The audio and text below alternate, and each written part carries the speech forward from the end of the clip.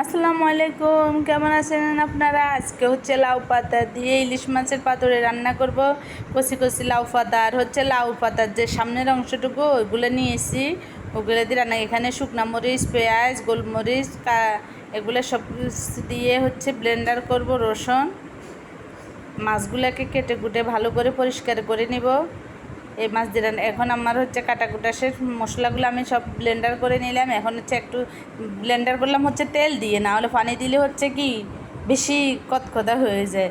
আর এখন হচ্ছে আমি হলুদ মরিচ একটু কালারের জন্য একটু শুকনো মরিচের গুঁড়া দিয়ে দিব। আমি হচ্ছে ধনে গুঁড়া, জিরে গুঁড়া ওগুলো দিলাম।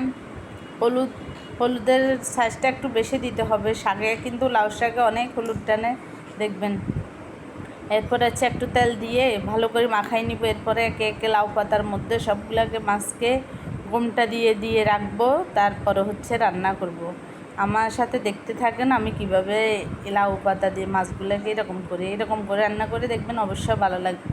এর সাথে হচ্ছে আমার কিছু কথা আছে, কিছু কিছু মানুষ আছে এত খারাপ, এমন অসভ্য মানুষ হয়েছে।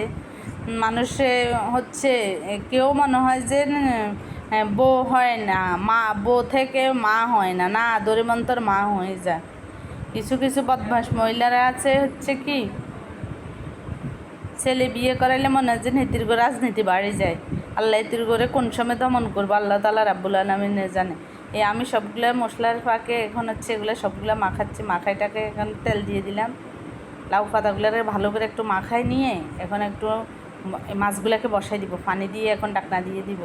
দেখেন, এরপরে হচ্ছে কিছু বদমাস মহিলা বয়স্ক বদমাসগুলো আছে, এগুলোর ছেলেগুলোও আছে আরও বদমাস। যে ছেলেরা বেশি ম্যাঁ প্যাঁ প্যাঁ করে, এগুলোরা খালি ফিডানোর দরকার, পাশা বাই বাই। এখন হচ্ছে আমার লাউ পাতার রান্নাগুলো সে দেখেন, রান্নাগুলো অসাধারণ হয়েছে, কালারটা কি সুন্দর আসছে। আজকের মতন আমার রান্নাটা এখানে শেষ। এভাবে রান্না করে দেবো, ভালো লাগবে। আল্লাহ হাফেজ।